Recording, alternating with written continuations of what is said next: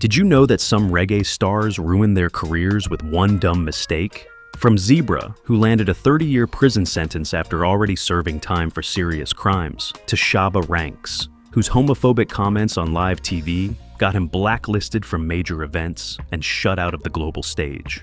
Here are 10 reggae stars who ruined their careers with one dumb mistake. Shaba Ranks.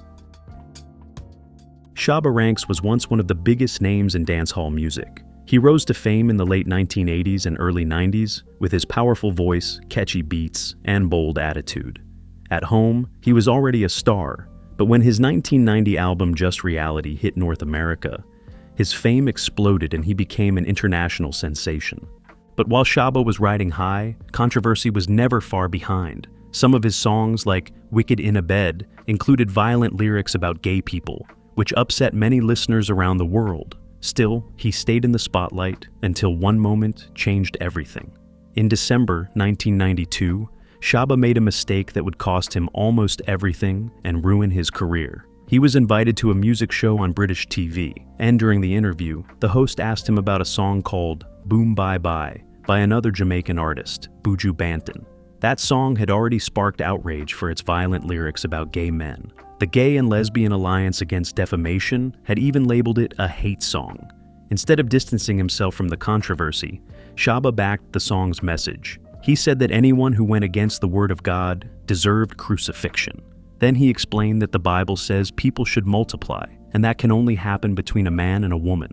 The show's host, Mark Omar, immediately called him out on his comments, but the damage had already been done.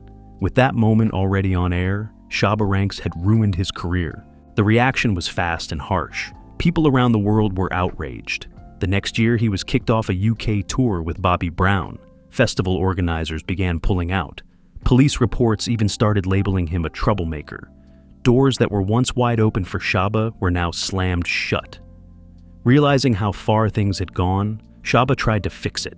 A few months later, he released a statement saying he regretted his comments. He admitted they were wrong and that he didn't support violence against gay people or anyone. But by then, the fallout had already spread beyond just him. Because of his actions, other artists had their shows canceled, labels dropped them, visas and work permits were denied. Promoters began asking artists to sign papers promising not to perform certain songs. Shaba's next albums didn't do well. Reviews were lukewarm at best, and by the following year, his label dropped him too. The fame, the buzz, the tours were all gone. So, he walked away from music. Shaba turned his focus to family. He left Jamaica and moved to the US, keeping a low profile for years. But when his kids grew older and he had more time, Shaba started to feel that old spark again. Ranks made a partial comeback in 2007 when he appeared on a song called Clear the Air by Busta Rhymes, which also featured Akon. Shaba released a single on Big Ship's Pepper Rhythm called None of Dem in April 2011. In 2012, Shaba was featured on Tech N9's EP EBAH on the track Boy Toy. Jah Cure. Jah Cure was once seen as one of the brightest stars in reggae music. He started turning heads in 1997 when he dropped his first big single, King in This Jungle, alongside fellow artist Sizzla. The song was produced by the legendary Beres Hammond, who quickly became a mentor to Jah Cure. With Beres guiding him, Cure's career began to blossom. He released several well-loved singles and even went on a European tour, performing across the Caribbean with Beres and the Harmony House crew.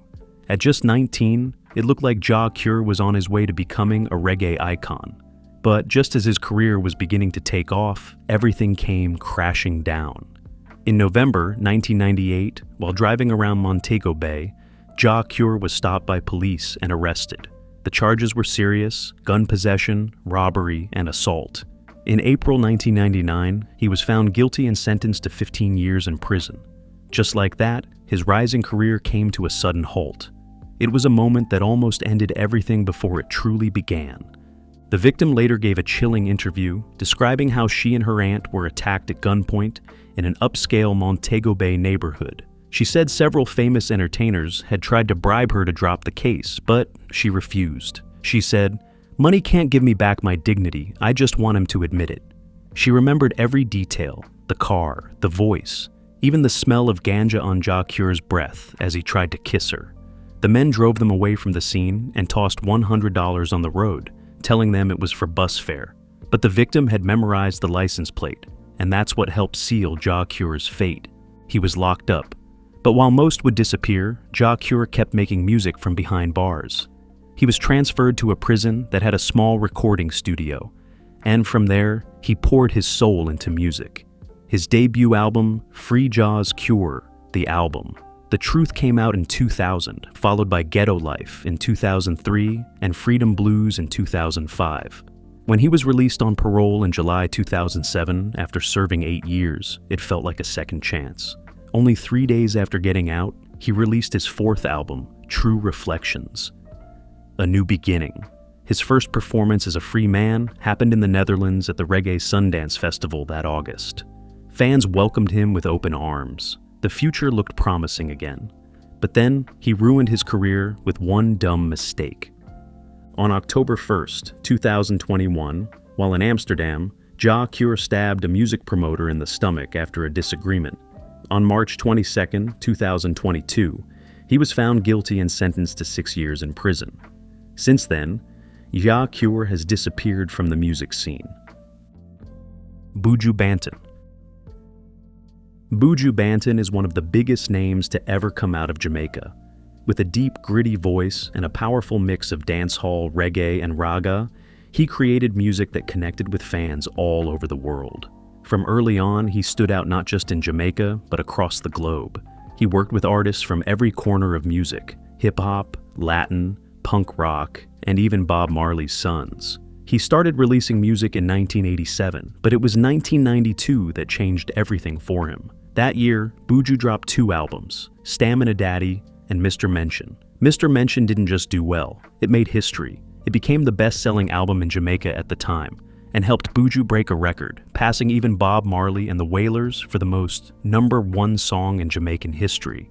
He was on top of the world, but then he ruined his career with one dumb mistake. In December 2009, Buju Banton was arrested in the United States. He was charged with planning to possess and sell over 5 kilograms of illegal substances. The news hit like a bombshell. Fans couldn't believe it. For almost 10 years, the case would take over his life. The court had strong evidence. There were audio and video recordings of Buju in a warehouse, one secretly controlled by US authorities. In one clip, he was even seen tasting the substance. At first, his trial ended without a final decision. But the prosecutors came back with more proof, including more recordings from an informant. By 2011, it was all over. Buju was found guilty of trying to distribute illegal substances and of having a gun illegally. The judge gave him 10 years in prison. Just like that, his rising career came to a screeching stop. The reggae world had lost one of its most powerful voices. He also faced big personal struggles, money problems, time away from his loved ones, and the pain of watching his legacy fade under the weight of a criminal case. But Buju wasn't done yet. In December 2018, he was released from prison. And just 3 months later, he made a stunning return. In March 2019, he launched the Long Walk to Freedom tour with a massive concert in Kingston, Jamaica. Over 30,000 people showed up to welcome him back. He had lost nearly a decade of his life to one dumb mistake, but luckily, he was able to recover and get his career back on track. Eeka Mouse. Eeka Mouse was one of the most unique voices to ever come out of Jamaica. In the early 1980s, when most reggae artists were either singing or toasting, Eeka Mouse did something different. He mixed both, creating a playful and unpredictable style that made him stand out. His signature sound included strange noises, high-pitched squeals, and clever lyrics, and it caught on fast. He got his start in 1979, recording for Joe Gibbs. Right away, he had a hit with Once a Virgin. More songs followed, including Wadu Dem and Modeling Queen, and people were starting to notice.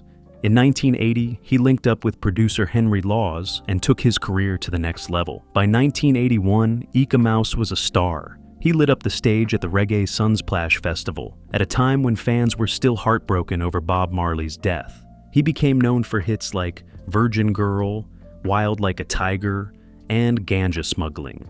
Throughout the early 80s, his songs were everywhere, and his playful sing-jay style helped shape a new sound in reggae. But years later, everything came crashing down. On August 16, 2008, after performing at a restaurant in North Carolina, Eeka Mouse was arrested. The charges were serious: assault and substance possession. He didn't show up to his court hearing and instead fled the country. A warrant was issued for his arrest with a $1 million bond. For a while, no one knew exactly where he was. Then, in 2010, he was found living in the Netherlands, but he couldn't travel either because of visa issues or because of the volcanic ash cloud over Europe at the time. Things went from bad to worse. In 2012, he was found in Paraguay without a visa. Authorities extradited him back to the United States, where he was hit with felony charges for assault, kidnapping, and substance possession. It was a shocking fall from grace. In 2013, after spending time in jail, he took a plea deal. He pleaded no contest to lower charges, assault on a female, and attempted crime against nature, and was released with time served. But the damage was done. He was deported back to Jamaica, and his reputation would never be the same. After years away from the stage, Eeka Mouse performed again in Jamaica in August 2015 at the Marcus Garvey Festival. But by then, his name no longer brought the same excitement. If you are enjoying this video, appreciate it by giving it a thumbs up. And if you have not subscribed, what are you waiting for? Hit that subscribe button. Gregory Issacs. Gregory Issacs had one of the smoothest, most emotional voices in reggae. People didn't just listen to his songs, they felt them. In fact, the New York Times once called him the most exquisite vocalist in reggae. Gregory's rise began in 1974 when he teamed up with producer Alvin Ranglin. That same year, he scored his first #1 hit in Jamaica with Love Is Overdue. From there, he seemed unstoppable. His music was deep, romantic, and full of feeling. He became famous not only in Jamaica, but around the world. He dropped hit after hit, and some say he recorded over 500 albums in his lifetime. But behind the music, Gregory ruined his career with one dumb mistake, and he kept making it over and over again. Gregory Issacs couldn't shake his addiction to illegal substances. In the early 1980s, just when he should have been enjoying the height of his success, fans started noticing something was off. He looked tired, his performances weren't as sharp, and his voice, once so smooth, started to lose its strength. Then came 1983. After the success of his legendary album Night Nurse, Gregory got caught with an illegal gun and was sentenced to 6 months in a Jamaican prison. That marked the beginning of a long, painful downfall. Over the years, he was arrested more than 50 times, mostly for substance-related issues. His addiction didn't just mess with his health, it damaged his voice, ruined relationships, and slowly chipped away at his career. Gregory once admitted his substance use was the most expensive school fee ever paid. And he wasn't kidding. The price he paid was high. Lost friendships, broken trust, a damaged career, and the gift that had made him famous, his voice. In 1987, he was forced into rehab after yet another illegal substance incident. But even after treatment, the addiction followed him. It made him unreliable. He missed shows. He let people down. His wife Linda later said that fans still loved Gregory deeply, but the effects of his addiction were impossible to hide. And after his death in 2010 from lung cancer, many believed that his years of substance abuse had something to do with it. But the most heartbreaking part came after he was gone. His other wife, June, opened up about the reality of their life together. She said Gregory would steal money from their business, even large amounts, just to feed his habit. She said, "He had a lot of new friends, a new lifestyle. I noticed money disappearing and it was him taking it." Ninjam Man. Ninjam Man was one of the wildest, most fearless voices in Jamaican dancehall. With his gritty lyrics, dramatic stage presence, and a personality that could fill a room, he made sure no one forgot his name. He started young, just 14, using the name Double Ugly, while performing with the Black Culture sound system.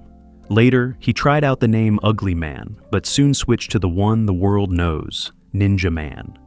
His big break came in 1987 with the song Protection, a duet with Courtney Melody. That was the moment his career took off. Ninjam Man quickly became a star, working with some of the biggest names in reggae like King Jammy, Bobby Digital, Witty, and Steely and Clevie. What made him stand out was that he didn't write anything down. He freestyled all his lyrics on the spot, right there in the recording booth. From 1989 to 1992, Ninjam Man dropped hit after hit: Border Clash, Murder Dem, Permit to Bury, and Above the Law. He clashed with other top DJs like Fluorgon, Supercat, and Shaba Ranks, battling for dominance with hard lyrics and an even harder image. But then, he ruined his career with one dumb mistake. Instead of him doing like other reggae singers, singing about the system, he continued his violent lifestyle. In 1993, people started turning against the violent messages in his music. Promoters stopped booking him, fans lost interest. Suddenly, the same lyrics that once made him famous started to drag him down.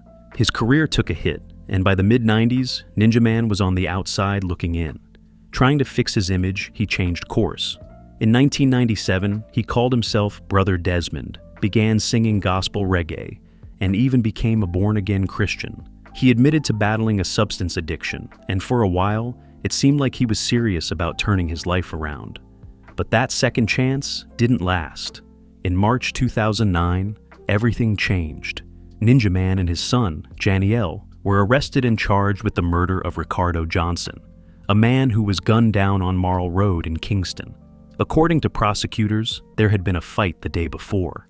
The next day, Ninjam Man, his son, and another man allegedly returned with guns. They chased Johnson and another person through a fence. Johnson was shot in the side while trying to defend himself. He died shortly after. Ninjam Man was granted bail in 2012, but the trial kept getting pushed back. It wasn't until 2016 that the court case finally began. And then, in November 2017, the final blow landed. He was found guilty of murder. A month later, on December 18th, he was sentenced to life in prison. He'll have to serve at least 25 years before he can even think about parole. 8 years since his sentencing, he has yet to release any song. His career is over. Ninjam Man went from being one of the most exciting voices in dancehall to a man locked behind bars because he made one reckless, life-changing mistake. Ranking Dread. Ranking Dread started out like many others in the reggae scene, full of energy, style, and talent. In the 1970s, he made a name for himself in Jamaica as a DJ on the Ray Symbolic sound system. But soon, he left the island for London, where he kept the music going. He worked with the famous Lloyd Coxone sound system and dropped his first album, Girls Fiesta, in 1978. It was produced by Linval Thompson, one of the best in the game at that time. He followed up with more albums and even worked with Sugar Minott on Lots of Loving. In the early 1980s, his single Fatty Boom Boom became a small hit in the UK. Things were looking up. He had crossed over into a new country and was building a solid music career. But then, he ruined his career with one dumb mistake. Instead of focusing on music, Ranking Dread started chasing something else: power, fear, and fast money. By the mid-1980s, he wasn't known for his lyrics anymore.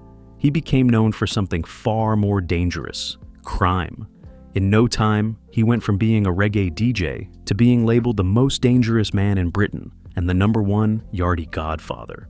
The man who once rocked crowds with his voice was now running with gangs, dealing illegal substances, and pulling off armed robberies. He had ties with Jamaican gang leader Claude Massop and was wanted back home for more than 30 murders. In the UK, he lived under fake names, led a gang in Hackney, and kept dodging the police. But it couldn't last forever. In 1988, police caught him at an illegal club in London. He had an illegal substance on him and with a long list of crimes hanging over his head. He was deported officially for entering the country illegally. He ran to the United States, but even there, trouble followed. In 1990, he was deported again, this time to Canada. And not long after, he was arrested for slashing his girlfriend's face with a knife and trying to hide in the country using a fake passport. He begged for refugee status, claiming he'd be killed if sent back to Jamaica because of his political ties. But his past caught up with him. He was finally sent back to Jamaica, where the life of crime he had chosen ended behind prison walls. Ranking Dread, once a rising star in reggae, died in a Jamaican prison in 1996. Shaun Kingston. Shaun Kingston was once one of the most promising names in pop music. He was born in Miami but raised in Jamaica. In 2007, everything changed for him. His debut single, Beautiful Girls, shot straight to the top of the Billboard Hot 100, making him a global star almost overnight. That song was everywhere, on the radio, on TV, in clubs. That first album, Shaun Kingston, was a hit. His catchy melodies and mix of pop, reggae, and hip-hop gave him a unique sound. Over the next few years, he released more music and worked with big names like Justin Bieber, Chris Brown, and Wiz Khalifa. One of his most notable tracks during this time was Beat It, which did well on the charts. But after that, things started slowing down. His third album, Back to Life, in 2013, didn't do well. It didn't even make it onto the major charts. Slowly, Shaun Kingston started to fade from the spotlight. The hits stopped coming, and he slipped further out of the music scene. But nothing could have prepared people for what happened next. He ruined his career with one dumb mistake by leaving his music career to go into fraud. On May 23, 2024, Shaun Kingston's rented mansion in Southwest Ranches, Florida, was suddenly raided by a SWAT team. Inside, police arrested his mother and began seizing evidence. Just a few hours later, Shaun himself was arrested after a concert in California. He was booked into jail, then later sent back to Florida to face serious federal charges. A few weeks later, things got even worse. On July 19th, a federal grand jury charged both Shaun and his mother with conspiracy to commit wire fraud and 5 counts of wire fraud each. According to investigators, the two had scammed multiple sellers out of over $1 million worth of luxury items, cars, watches, jewelry, by using fake wire transfers and false promises. They even claimed Shaun had a close working relationship with Justin Bieber and used that to trick people into believing they'd get celebrity promotions in return. But there was no working relationship. Shaun and Justin hadn't made music together since 2010's Eeny Meeny. It was all a lie. Then, on March 28, 2025, a jury found both Shaun and his mother guilty on all charges. The judge placed Shaun under house arrest with an electronic ankle monitor. To stay out of jail, he had to put up his $500,000 home and $200,000 in cash as bond. His mother was sent straight to federal custody, but Shaun couldn't even pay the full bond and was locked up in the federal detention center in Miami while waiting for his sentencing. Now, instead of music tours and studio sessions, Shaun Kingston is facing up to 20 years in prison for each count. His sentencing is scheduled for July 11, 2025. Zebra. Zebra was once a rising star in the reggae and dancehall world. Music ran in his blood. His father was Dennis Walks, a reggae legend known for his 1971 classic Drifter. So, it's no surprise that Zebra stepped into the music scene with big shoes to fill. He started his career in 1990, DJing with the Strikeforce sound system. From there, he made a name for himself in the lively Jamaican sound system scene. People noticed his energy, his voice, and his talent for working a crowd. He performed with some of the biggest crews around: Stone Love, Metro Media, Black Scorpio, Bodyguard, and more. If you were into dancehall back then, you probably heard the name Zebra. In 1991, he got his big break with a track called Way You Run Fa, produced by Prince Jazzbo. The song was a hit and later became the title of an album. The album did so well that it was re-released in 1999, with even more songs under the name The Winner. As time went on, Zebra kept climbing. He teamed up with some of the top producers in Jamaica, King Jammies, Steely and Clevie, and Q45. He released popular tracks like Picture 5 Frame, Redder Than Red, and Rupert. Fans loved his wild animated delivery, which was clearly inspired by fellow DJ Tiger. In fact, artists Kiprich and Leftside even dropped a playful tribute called The Tribute to Tiger and Zebra that celebrated their one-of-a-kind styles. Zebra was on his way to becoming a dancehall great, but then he ruined his career with one dumb mistake. In 2001, the music stopped. Zebra was arrested and later sentenced to 10 years in prison for assault and breaking probation. It was a shocking fall from grace. He served 7 years at Tower Street Correctional Center before being released in September 2008. For a moment, people thought maybe he'd turn things around. Maybe he'd come back and try to rebuild. But just 2 years later, in 2010, Zebra made the same kind of destructive choices again. This time, it was worse. He was convicted again and sentenced to 30 years at hard labor. Beanie Man. Beanie Man is one of the biggest names in Jamaican dancehall music. He built a long and successful career with his energetic performances, catchy songs, and bold personality. But even though he had the fame and the spotlight, Beanie's journey through music was far from perfect. Over the years, he faced serious backlash over some of his lyrics. Critics, especially from LGBTQ groups, said that his songs were promoting hate and violence toward gay people. In 2004, things got real when Beanie Man was removed from the MTV Video Music Awards after loud protests from activists. Around the same time, British police stopped him at Heathrow Airport after one of his shows was cancelled due to the same reason. His record label had to issue a public apology for him. In 2005, a group called Outrage said they would stop protesting Beanie Man after he agreed not to perform those kinds of songs anymore. It looked like he was trying to make peace. He was even allowed to perform in London again. The next year, Beanie tried to explain himself. He said his lyrics weren't about gay people in general. He claimed they were about child abuse, not about adults in same-sex relationships. In 2007, it was reported that Beanie Man and a few other artists had signed the Reggae Compassionate Act, promising not to sing hateful songs anymore. But then, he denied ever signing it. And that's where he ruined his career with one dumb mistake. He had a chance to move on, to show growth, and to fix the damage. But by backing out of the promise, he pulled himself right back into the same trouble. The backlash didn't go away.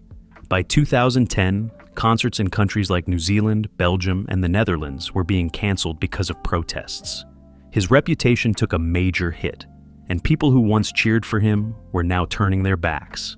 Finally, in 2012, Beanie Man seemed to understand just how much his words had cost him. He made a public apology to the gay community, saying, "I have nothing against no one. I respect each and every human being, regardless of which sexual preference you are, including gays and lesbian people."